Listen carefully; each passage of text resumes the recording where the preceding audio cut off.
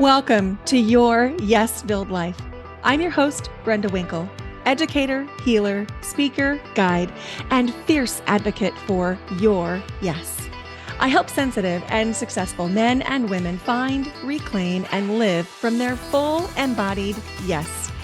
Through empowering you to understand your energetic hygiene, establish healthy boundaries, and heal your nervous system, you'll be able to create your yes-filled life and move through your days with more freedom, more ease, and more joy. You'll hear inspiring stories of people who found their full-bodied yes, thought leaders who pursued their own dreams and are living life on their terms, and learn new ways to find the courage, joy, ease, and freedom to more fully step into your yes-filled life. Say no to the good so you can say yes to the great. Join me on this journey to discover your yes-filled life. Whether you're looking to break free from the golden handcuffs, start a new business, find your dream job, or simply live with more intention and mindfulness, I've got you covered. Let's explore the possibilities together and make your dreams a reality. Ready? Let's do this. Let's get you to your yes-filled life. I am so glad you're here today. If you haven't yet followed or subscribed to the podcast, I invite you to take a moment and do that right now. You can subscribe or follow simply by clicking the plus sign or clicking the subscribe button so that you make sure you don't miss a single thing. Today on the podcast, we have my friend, Urvi Patel.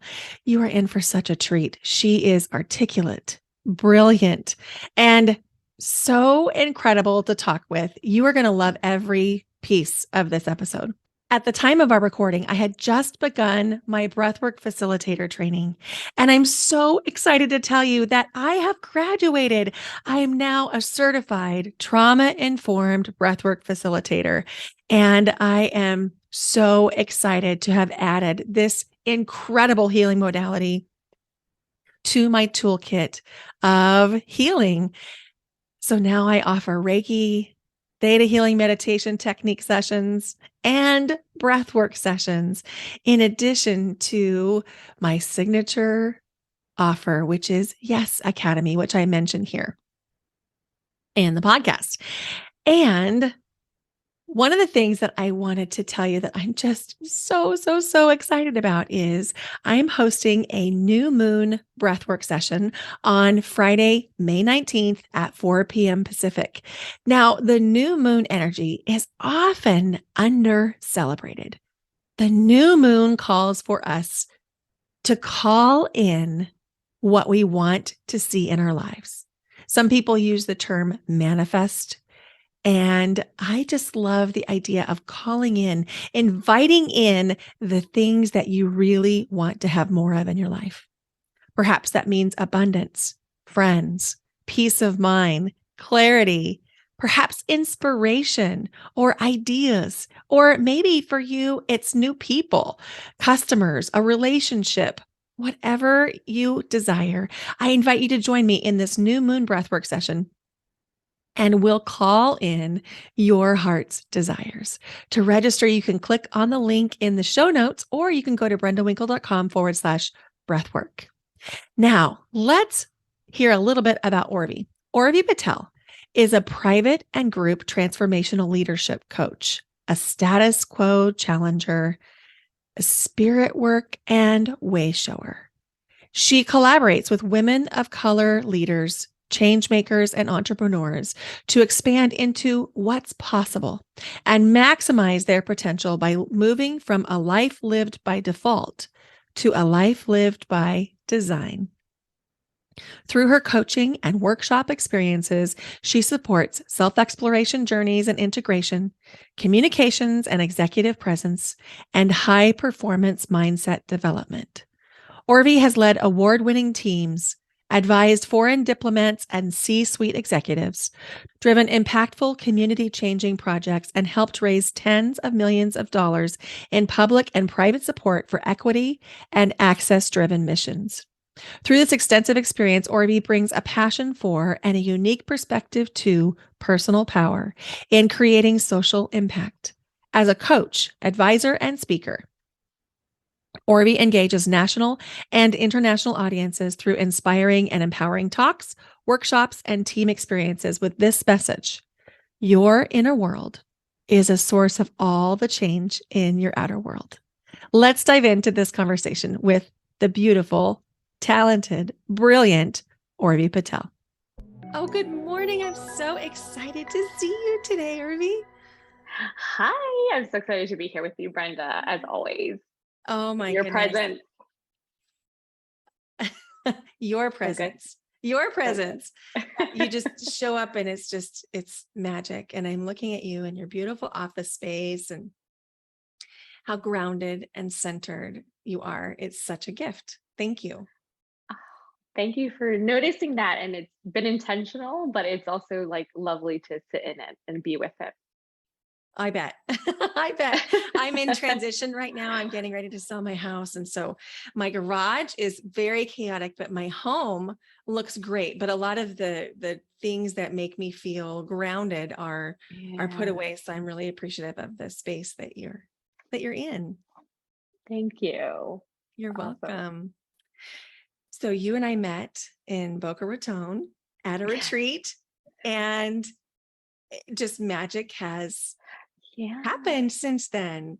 And you do such important work in the world as a Thank you. transformational private and group leader and coach and facilitator and changer of the status quo and all the Mhm. good things. And one of the things that I'm really passionate about are issues surrounding diversity and equity and inclusion in all facets. And that is very much centered in what you do.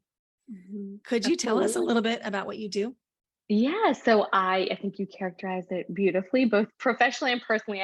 There's a tinge of what you shared there, but yeah. So I am a leadership and life coach for women of color and allies, and really for that one-to-one space with my clients, I try to create and honor that. We are moving forward our lives somewhat by default, and I'd like to support them in moving forward with a life by design. And what that means is really um, centering, the narratives and the stories that work for you, and unleashing potential and your power from that. And as you create, leadership and the leadership practice, and I believe life is leadership. So it's more in the traditional sense too, when people think about their jobs and their careers, but it is also about how you show up in your community, how you show up in your family, what it is that you talk about, what it is that how you want to make impact per se. And so in all of those ways, first starting with making sure that you feel authentic and powerful from where you're standing. And I believe that the work that you were sharing in terms of the DEI work. So I practice and carry forward a liberatory model of leadership, both in my life and that as I support others. And what that means is really, how do we create spaces of belonging for whole people, and how are we whole in order to ensure that we can do that. So that's everything from energy management and inner work, and also understanding that how do we, as we dismantle kind of the current issues of our times, and the current systems that don't work for a lot of people, and making sure things are truly equitable, how do we also create something forward that we're not necessarily sure we'll see and or are living today. Oh my gosh. I had goosebumps right now. There were so many things that resonate for me just in that Okay. little statement. Okay. And so one of the things that I heard you say was um, creating stories that work for you. Hmm. And when I think about stories, I'm thinking about the stories that we tell ourselves. Are you thinking Yeah. about those stories too? That's right. Yes. And I think that they come from stories that we have heard externally. reinforced really often. And so this is something that Brenda, you and I share a deep interest in, like our conditioning, right? And we talk a Mhm. lot about that as the conversations we've had, and thinking about how we operate from what we've learned at an early stage in our life, in understanding where we pulled those narratives from. So it's a really important part in order for us to then say and separate what it is that we want to tell ourselves internally. Does that make sense? So it's Yes. really understanding the landscape of the external and the internal. And I think I know that you'll understand this, and I want to share it forward, is that one of the exercises I like to do is there is you know what intersectionality is, but I can Yes. Describe it, right? It's I sorry, would love for I you asked you to a describe question. it. Okay, I No, asked no, you a I would question. love I didn't let you answer the question. No, I would love for you to describe it so that our listeners who may not be familiar with the term Yeah. intersectionality can have a grip on what that means. So the best description is that in the words of Dr. Kimberly Crenshaw, and she is the one who coined the term. She is a lawyer and I believe professor, but don't misquote me, who really brought power to this phrase and this discipline of understanding. And it says that, intersectionality is a lens through which, I'm reading it because I really want, the power of it to come through, is a lens through which we can see where power comes and collides, where it locks and intersects. It is the acknowledgement that everyone has their own unique experiences of discrimination and of privilege. Mm-hmm. And so, one of the things that I like to do with that is help, especially in the spaces and the places that I'm in, and in the spaces that I'd like to create more of, that where all people belong and have that sense of belonging, is if you are a woman of color or a person of color, right, we can immediately understand from this definition or this concept, right, of intersectionality, that there often are competing parts of our identity, or there's multiple identities that we resonate with. And those are sort of the power of our own stories, right? And or they disempower us too. Mm-hmm. And so it's important that we don't, find ourselves locked into stories that or narratives that society is creating for us before we examine if they work for us and feel true for us. Mm-hmm. Both those that are positive or negative or neutral, I will say. Now, of course, we want to move from positive stories, but we really do need to know that we can identify anywhere and or pull from any of the stories we want to pull from.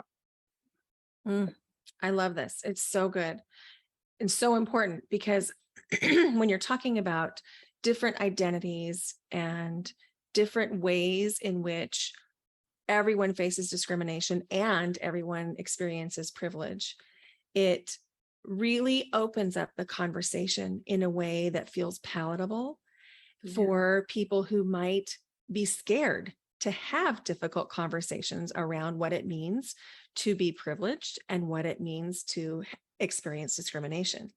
And so Yeah. I love the way that you speak about this. It's just like music to my ears. Thank you. Yes, of course. And that's obviously all Dr. Kimberly Crenshaw.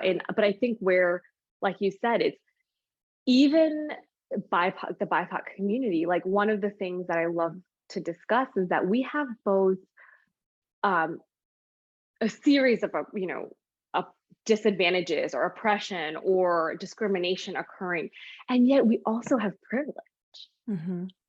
And it's both, and we're not for lacking, and so I think a lot of the times, especially when we look at addressing whiteness, for example, there's language and dialogue around leveraging that privilege, and for people of color too, there is also privilege. And so I think that's important to note for two reasons. One, because it makes you feel less disempowered. Mm-hmm. And two, because it's an understanding that all people of color or Black people or, Asian people, or so, however you define, are also not fully oppressed. Does that make sense? So Yes. there's a lot of power in understanding that we both have discrimination and privilege at hand. And as those I know you work on and those you kind of supported in really unpacking like white privilege and whiteness and what that looks like and where that can be leveraged and amplified, all those things, it's an important thing to note. Mhm. Excuse me. I do a lot of work in the choral world, like choral music world. I'm Hmm. the diversity, equity, and inclusion chair for the Northwest region of American Choral Yeah. Directors Association. And one of the things I hear people say is, but this isn't how we've done it. And so gently, my friend Sydney Guillaume talks about gently dimming the lights up so that it Ah, isn't too shocking for someone so that they yes, they turn defensive and then they shut down the conversation. yes. And when I heard you say leveraging privilege, that term felt so powerful because if we're able to leverage our privilege, then Mhm. there's no shame in having it. We're making it work. Yes, And yes, I and think that that's so important. thank you. Yes, I totally agree, and I would love to offer another analogy about this that came through last week, just as I was having a discussion with a board colleague, and we were talking about DE&I for the board, and and one of the things that she shared so deeply, and I love this because we also talk about root cause and systemic issues and root causes in personal in inner issues, right? Like there's usually a fear or a thought that is at the root of the symptom we are feeling. So it is not that I can't move up in my career, it is that I don't believe I'm good enough, right? Like Mhm, mhm. that's the cause, and then it has multiple symptoms typically. But especially as it comes to the CEI work, where if you, for example, if you have a plant and you've been away for a while, right? Like let's say you've been away for a few weeks and it is dried up, like it doesn't have water, and you pour water on it, the water comes right through, Mhm. right? And so all the water comes at the bottom, the dish, and or pours out. Hopefully you have those holes that make prevent root rot. And so all the water comes out and it's not able to take that in. But if you put, something slow to release water at the root or by the base, or you pour a little bit and then you come back and pour a little more, and you do that, it is able to absorb the water.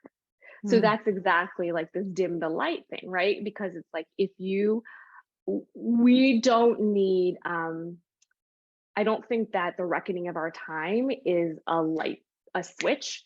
I think it is a like, oh, the only thing I can think of is saying like tiny little cuts, but it's mhm. not cuts. It's tiny actions that lead to something that we create that is new, that we can all then be with and Mhm. live in and thrive.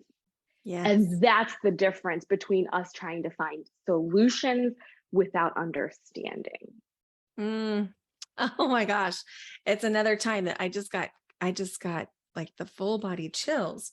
And one of the things that we talk about all the time in the mindset community and in the work that I do is small actions leading Mhm. to significant change. And I love the line that you're drawing for us between this work and the world that we want to create, the world we want to live in. And it just Yeah, feels so possible when we think about small, right actions. I love it. exactly. I wanted to go back to something that you were talking about in creating spaces of belonging. Mhm. I feel like that's so important because, I used to tell when I was teaching, I used to tell the kids, we all have two human needs that we want to have fulfilled in this classroom. And that is one, we want to feel loved. And two, we want to feel like we have a sense of belonging. And so that sense of belonging is so important to all of us in all of our spaces. And when we don't Yeah, feel like we belong, it manifests in behaviors that aren't our best selves. And then it also is that tumbleweed effect where we are creating a world we don't really want because we're focusing on the things that aren't going well, which means we're creating energy towards those. So when Yeah. you're talking about creating the spaces of belonging, if someone wanted to do this in their home, in their family, in their community, in their business, I know that this is a big question, but Yeah. what are one or two really impactful things that someone could do to start? Yeah. So I think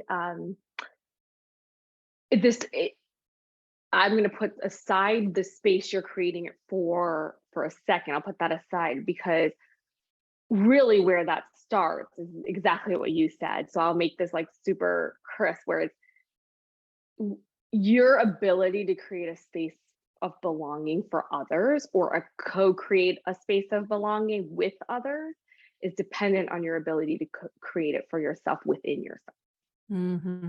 That makes so much sense.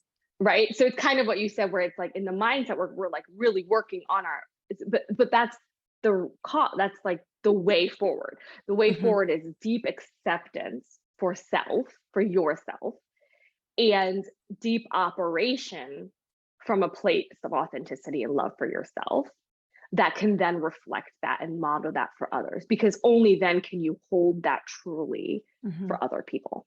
mhm, And so one of that, I would say a way for us to create that is to either in the places and the spaces we belong and want to belong and create more belonging in is to either create generative practices for that. So whether that is somatic experiences or energy work or even these like gratitude moments or like whatever that looks like in order for people to bring full self forward, that's important. So that's not like team building exercises that are rah rah, but that's like mhm, team building exercises that look within and then just allow for that to be. Does mhm. that make sense? Like the Yes. simplicity in that. The Um, simplicity is golden. And so now you're speaking exactly to the work that I do in the right. energy work and the Yeah. somatic experiences. And um, what you're saying rings so true to me. I signed up for a new certification program to become Cool. a certified breathwork facilitator. And the Yes, first awesome. call that I logged in on, there was a screen full of people that I had never seen before. And I'm fairly outgoing and can be in a new group of people relatively easily compared to some because I just enjoy people. I love people. And I felt a tiny twinge of anxiety in that space for just a moment. And then we talked about things and we did some breath work and then we shared after we had done some breath work. And you could feel the shift. And all of a sudden, these people who had been strangers and I was a tiny bit anxious to be around were no longer strangers. Mm, And so what you're saying makes so much sense to me because when we are able to integrate our full self and we're able to create a safe space to heal whatever it is mhm. that we need to heal, whether it's anxiety or something bigger, big T trauma, little t trauma, then we are able to show up more fully. Yeah, I love so that. true. I love. Thank you for sharing that. That's such a great example of how that shifts. How we can feel it, right? And we can feel how we can now be here and Mhm, thrive or flourish. And it's so important, and it's the thing that unfortunately, for our society for a long time now has diminished. And that's not really finger pointing at any one specific thing. That is the intersection or, of many things.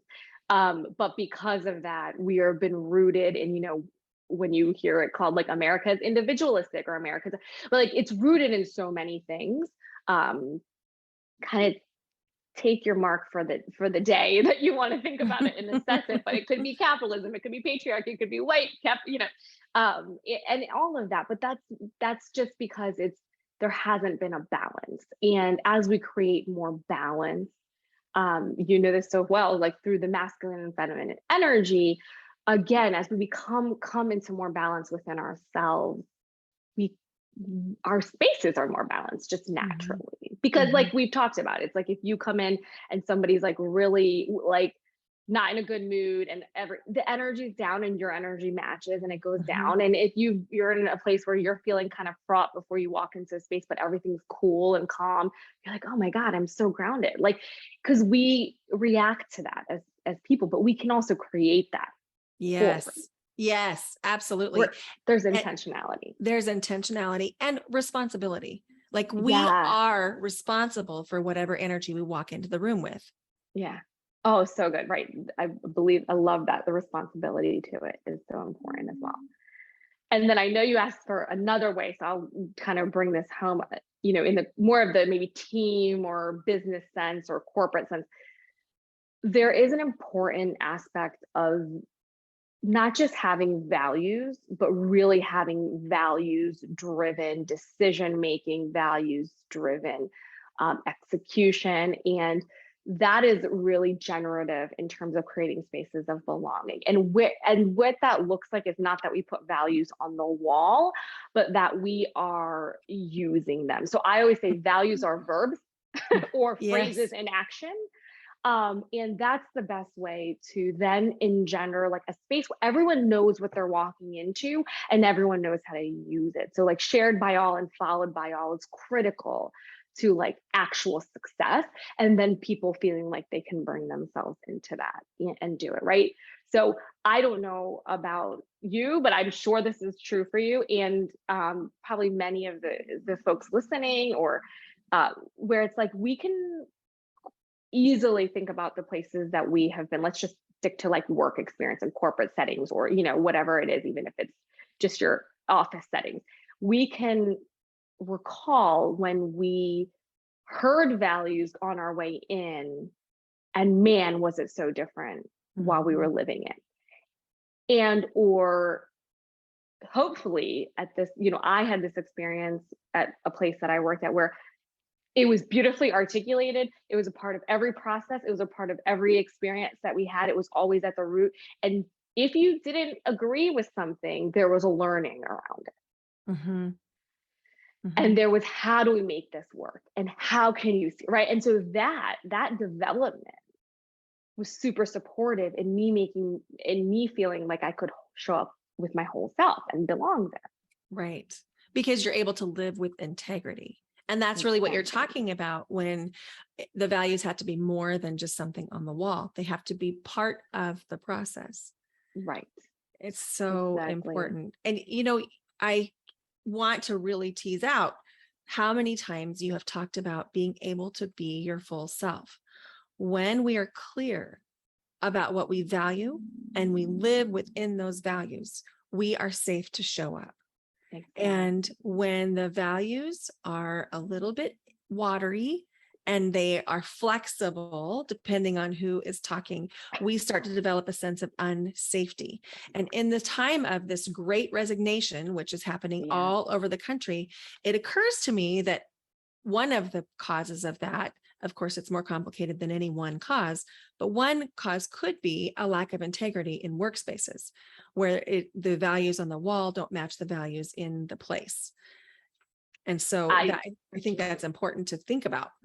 I agree. And I think with just, when you look at talent shortages or talent retention or, work force drivers and things, we have a moving market. We have a changing market of how the workplace is conducted. And I would say, obviously the pandemic propelled us into that thought and thinking about how does it shift to meet the times but to meet also a new body of talent and a new way of even doing business, right? Like the ability to do gig, right? Like the gig economy changing that. And all of that is to say that there's just no more room and there's a lot more self selection. Like you get to choose, you could to choose the company you want to work for and or you get to build your own. Yeah. And right, and so all of that requires us to really look at that as like values as a driver and as a keeper of talent, but also as like in the decision making, right? And employees or potential employees are getting to choose, right? Yes. Um, Yes. I love this. In my course, Yes Academy, one whole module is about values, because yeah, if we don't clearly understand what it is that we value, we end up living in a way that it can feel unsettling, because we have this little bit of conflict, a little bit like the sand that creates the oyster, where there's just some friction because we're not quite living into our values. And I think that it yeah. operates this way on big scales, like in corporations and businesses, as well as in our personal lives. And so I just love that this is being highlighted, because when we are living with integrity to what we value, whether it's in the corporate sense, the business sense, the personal sense, everything goes smoother. Yeah, and I'll add one more thing into that because I totally agree. And I know when I work with my clients on their values, what I always like to say, even if you've done the values, like your values assessment, or before or recently, I said do it this way, the way that I walk, because I always am like, what I want you to do is like almost sit in a dark room so much that you can see, but I want you to ask yourself every time you put a value down that matters to you, why? Mm-hmm. Is it because somebody told you that has to matter? Like, and we see this happen, for example, when it comes to money. A lot of people who it's like they want money, but money's not a value because that would be a bad thing. Money's a bad Right. thing. I'm And scared to all this, claim it. I'm scared to clear. And I say, I'm like, not that money has to be a value for everyone, but I'm saying that like most of our values aren't even our own. We haven't even done the work to like back to the narratives, our inner narratives. We don't know where we're moving from enough to know what would actually serve us in Mm-hmm. moving.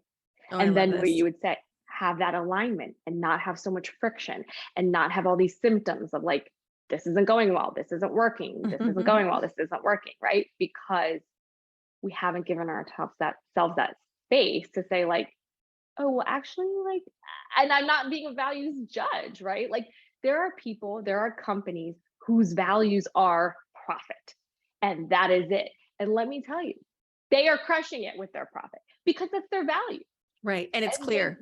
and it's clear, and they run it through, and we can't judge that. That's okay. Like it's one of those things where it's like when we're ultra clear, no matter what you think of a certain value, if you're ultra clear and then you're able to put it into practice, Mm-hmm. boom, there you go. Yeah. Like, see Yeah. you tomorrow. I have this memory. I was a Mary Kay sales director in the mid 2000s. And I have this memory of being at an event, and we were talking about values, and we were each given a set of value cards. And it was from somebody that was a leadership guru at the time. Mhm. And I remember sorting my cards. They each had a word on it that was a value. Uh-huh. And I remember thinking like, okay, I'm going to win this. I'm going to get this right. I'm going to pick the best values. And as I was sorting the cards, I just kind of glanced over to my sides. We were at big round tables with 8 women at each table. Okay. And I noticed that the cards were different. And I remember this feeling of cognitive dissonance, like, wait, Yeah. this isn't a right or wrong. This is I really get to choose. And I remember Yeah. just feeling like, whoa, everything that I had been conditioned to think went out the window in this one event when my card said something completely different than the woman next to me. And I remember looking at her and like studying her, thinking, how did I not know that it would be okay for us to sit here and be friends and sit at the same table and have totally different cards on the table? Yes. I love that. And gives me the chills, but it's so true. And there's so many values that are closely aligned, but they mean different things. And that's when it's like about putting it into the way that you can actually live them out and what they specifically mean for you, especially when it's a personal exercise, like what they specifically mean for you. And if it's Right. in a business setting, it's what do they literally mean for this business and all of the employees here? Like, how do we? So it's not, we take, here's our values, we make them verbs or we make them into action phrases, and then we show what it means, how you use Yeah. I love this. You are so good at what you do. Oh my gosh. it. Yeah. I I enjoy this so much. oh my gosh. Yeah, it's natural for you. You can just tell. It's just so easy and natural and it just flows through you. It's so cool. Very inspiring. Oh, I appreciate you so much. How did You're you get beautiful. started in this work? I'm guessing a lot of it is this is who you are. And that a lot of it is just because this is how you show up in the world because it's what you value. But I'm wondering, like, what was your path to get here? Yeah. So I like to say, so I had a career, 15 plus year career in, it was public, private, and nonprofit. The through line was always in the world of communication. And whether that was like advocacy or public affairs or executive communications or corporate communications, or like civic and community engagement on building things that support our communities to thrive. And so slowly through that, I kind of meandered internationally, nationally, and then hyper locally. And I found myself in the work, deeply rooted in like social impact and social justice. So my most recent past work was around creating, gender and racial equity. And so that was always natural to me, both given from like my own personal background as a woman who was, born in India, raised in America. You talk about cognitive dissonance, like that occurring for me culturally very often.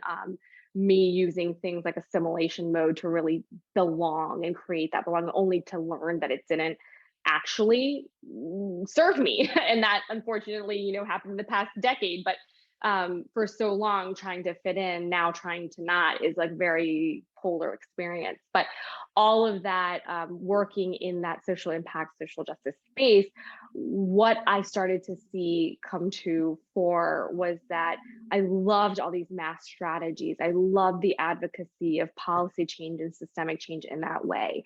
I loved running, leadership programming for women and women of color. And I loved, being a fundraiser and, grant maker for or supporting that through my organization and my community service. But then I saw this deep need to like support the individual. And that's when I moved towards working with people like one to one. Because when we look at like theories of social change, there's kind of five. There's holding the line, there's engagement, there is policy change, there is definition change, and then there's behavior change.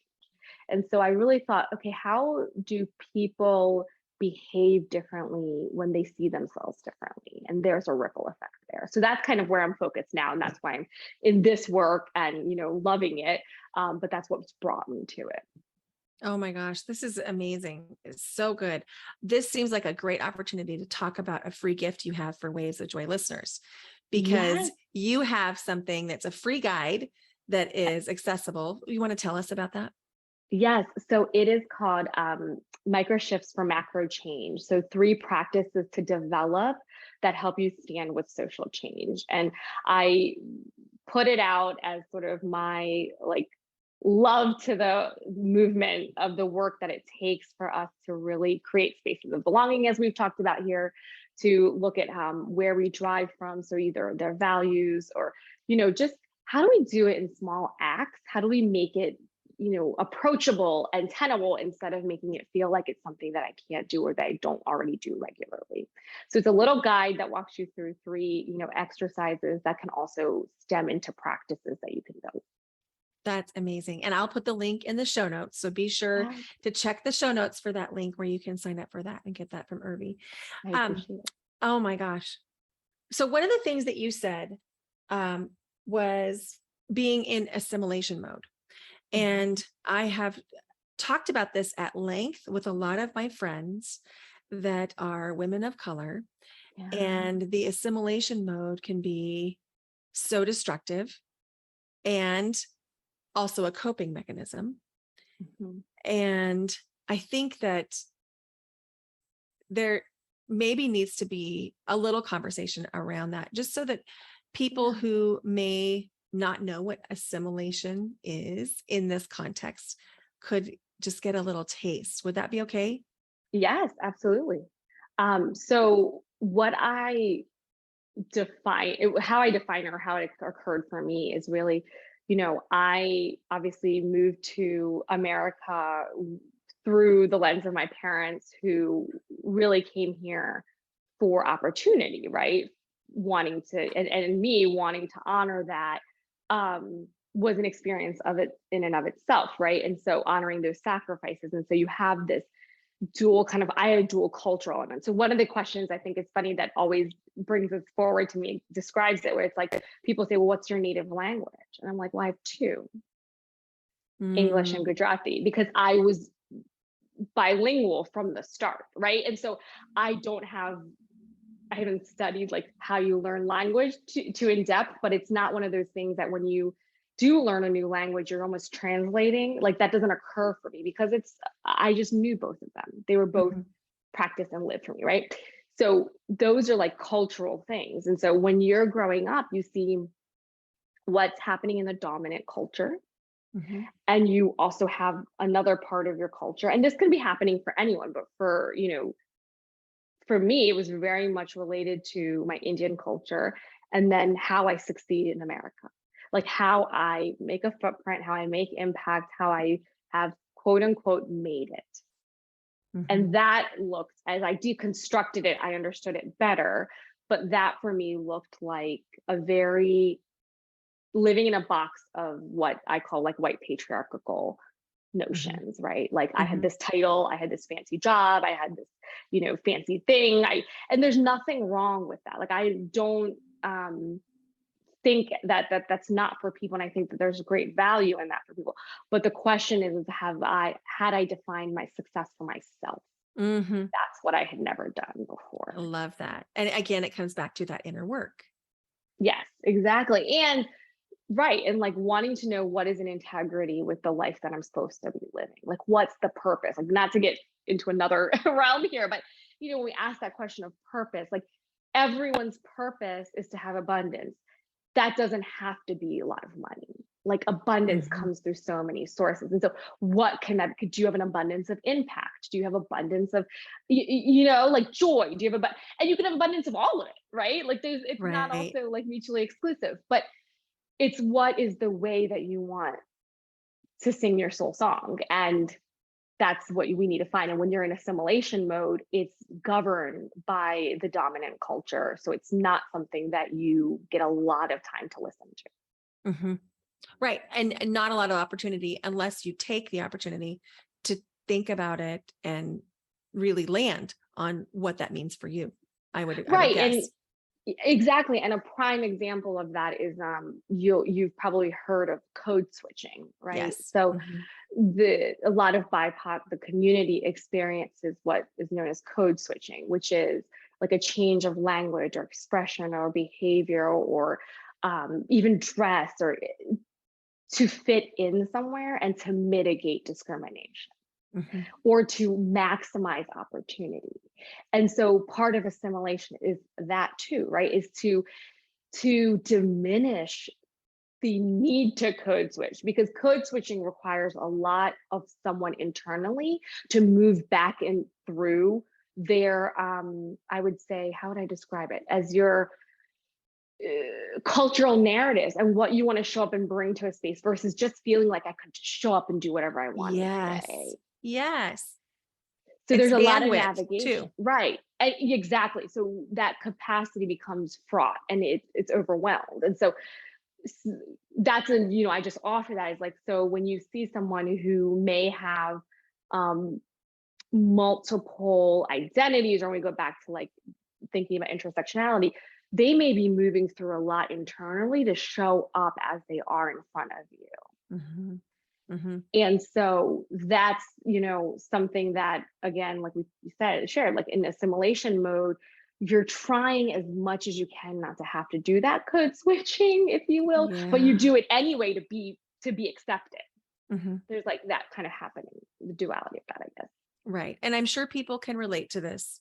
The way that you so articulately explain it, I'm sure that they can think about situations in their own lives, and perhaps that can create a greater sense of empathy. I'm hoping, Mhm. really hopeful that that can create that I think empathy. I think so. I mean, I hope so. That would be the gift of the impact. But yes, I do think um, they can have that reflection moment. It's so important. Oh my gosh. You are just so high vibe and articulate and powerful and empowered. And one of the things that you said right at the beginning was something about how to show up authentic and powerful. And you embody that. It is so beautiful. I receive like that compliment and the full weight of it. That is, thank you for saying that, Brenda. And it's you made it easy to do because you do that too. Oh, thank you. Thank you. I'm so You're glad that you're here welcome. with us today, and we're not done yet, but I want to make Okay. sure that we're Mhm. explicit about making sure that people know how to find you. Yes. So yes, you can find me. I know you'll include the link for the guide in the show notes, and you can find me at urvipatel.co. Pretty much on the internet, that's my website, as well as on Instagram. That's my Instagram handle, and you can find me through either of those and reach out if you want to dialogue about anything here. Awesome. And I'll put all those links in the show notes as well, but not everybody reads the show notes. So I wanted to make sure that we Yes. said it. I have Oh, good. some. Should I spell it? Because that's also I know my name is not the easiest one. So it's URVIPATEL.co. Love it. Love, love, love it. Yes. And go check out Orvi's. I said your name incorrectly. Orvi's website. I'm so sorry. Thank you. You're okay. All right. I have 5 questions. Sometimes they turn out to be rapid fire. Often they don't. Um, Okay. what is in your morning mug? Oh, coffee. Me too. I have some right now. Oh, I have tea right now. I can't pronounce it. I try every time I look it up. Chai rooibos. Rooibos. Oh, there's a yogi tea, chai That's the one rooibos. Oh my gosh, that's I love that one. yeah, I needed another lift me up, but I start the day with a coffee with a little bit of oat milk creamer. Sounds delicious. I love it. Is there a song that you love? Like every time you listen to it, it just makes you Ooh. feel great. I mean, lately it definitely has been Beyonce's "Break My Soul." Hmm. It makes me feel so good. Yeah, I'll stick to that one. That one gives me incredible joy. I love that. I love her. Who inspires you? Oh, who inspires me? That's good. I mean, so many people. Let's see. I would say okay. I would say RGB for sure. Hmm. And I'll say that not because of what, obviously her storied legacy and impact, but I think that she did the work that she wanted to do. And you could tell that she had dropped into alignment and had leveraged beautiful energy to get it done. And that is where I find like the inspiration in her.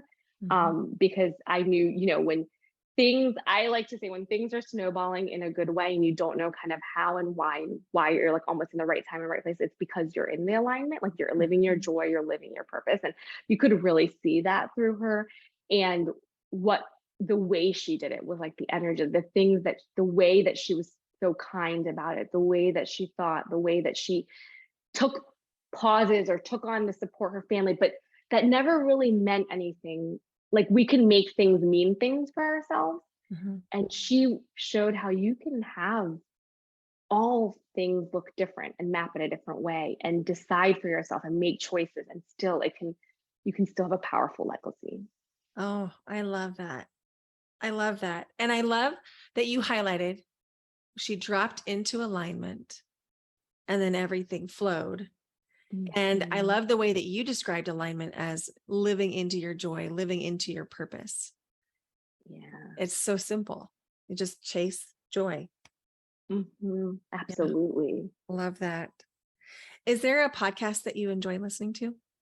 Oh, um, so I am a bit of, a there are several and I'm gonna say this, so I laugh because it's like I am a Real Housewives Enterprise junkie. You Love wouldn't that. think it, but I love me a good Bravo Real Housewives show. And so there is a podcast that brings me joy every Friday morning, that comes from Casey Rose Wilson, who's a fantastic actor and comedian, and Danielle Schneider. It's called Bitch Sesh. And they recap and unpack the each franchise that's on at that moment and the episode. But I think that they just have so much humor, and sometimes it's just nice to laugh a little. Oh my gosh, I'm totally checking this out. You got to watch the shows in order to get the podcast, but they are just funny. Even in the riff, they usually start out with a little riffing with one another. But they are so funny in and of themselves. So it's just entertaining and takes your mind away from things. Love, love, love that. I probably shouldn't say that one because there's so many other ones, but I will say it's hilarious. Sometimes we need that. Sometimes we just need to laugh a little bit and not take Yeah. ourselves so seriously all the time. Yes. And sorry to all those that I could have shared forward here because there are some brilliant ones, Brenda included. Oh, you're sweet. If you ever find yourself in a funk, feeling sad, scared, mad, frustrated, Mhm. what do you do to flip the switch and access joy? Mm, I'm finding myself in a funk. Honestly, I get back to present moment through appreciation. So I and my now I feel like I say this all the time and everyone's probably heard it, but I always recommend, and I do this for myself, so that's why I recommend it, is I say, how can I see things differently? And Mhm. I apply that question to good moments and tough moments, because for good moments, I like to suck more joy out of things. So I like to be like, how can I see this differently? And it's like I can get more. And in those tough moments, it usually offers me a shift, and offers me, a path to appreciation and then just becoming present again. Oh my gosh, that is beautiful. I love that appreciation. It's so simple and so impactful. Yes, yes. Definitely a quick, what do you call it? A mind hack, if you will. Yeah. Harvey, thank you for being here today. You are a gift. I'm so honored, Brenda. It's been incredible.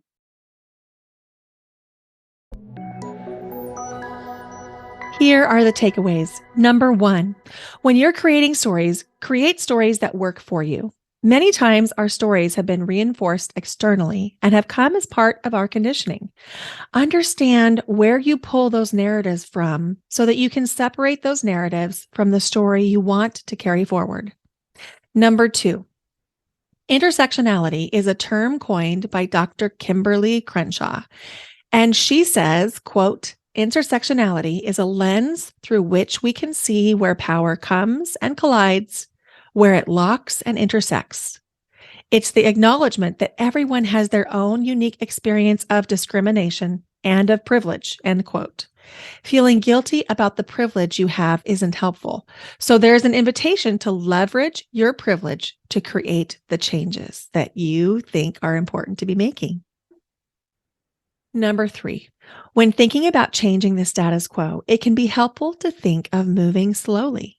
Thinking about plants. If you have a dried out plant, when you water it, the water comes out because the plant isn't able to fully take it in. But if you move slowly, pouring little bits of water in at a time, the plant can absorb it. This idea can be applied to our work in diversity, equity, and inclusion as well. The reckoning of our time isn't a switch that we can flip. It's tiny actions toward the creation of something new. That's the wisdom of trying to create solutions from a place of understanding. Number four, your ability to create a space of belonging or co-create a space of belonging for others is dependent on your ability to create that space within yourself. That can mean that generative practices like energy work, gratitude moments, or whatever that looks like for you to look within and generate self-love and acceptance are of critical importance as you begin the work of creating spaces for others. Number 5, as you come into balance with yourself, your spaces will be more balanced. Number 6, values are verbs or phrases in action. Shared by all and followed by all is critical for the success of being values driven. It doesn't matter what the value is, when it's ultra clear, it's like rocket fuel for your mission. Number 7, when you live with integrity to what you value, everything goes smoother. Spending time determining what you value can be very supportive, especially when you ask yourself why you value what you do. Many times, the symptoms of this isn't working is actually an indication that there's a misalignment between the action and the value. And number 8, assimilation mode is when somebody tries to embody the dominant culture's ideas, customs, or traditions, or even ways of speaking and showing up in the world to try to mitigate discrimination as much as they can in order to be accepted. And number 8, assimilation mode is when somebody tries to embody the dominant culture's ideas, customs, or traditions, even speech patterns or ways of dressing, in order to mitigate discrimination as much as they can in order to be accepted. Code switching is a part of this assimilation process. To connect with Urvi, you can find her on Instagram at urvipatel.co. Her website is urvipatel.co, and she has a free gift for you. You can click the link in the show notes and be taken to that free gift that we mentioned in the episode. If you haven't yet given the podcast a rating or a review, I very much request that you give your heartfelt, truest rating and review for the podcast, because the more podcast ratings that a podcast has, the more likely it is to show up on the feed of someone who really needs it. So would you please take a moment or two and give the podcast a rating and review right now? Until next time, bye for now.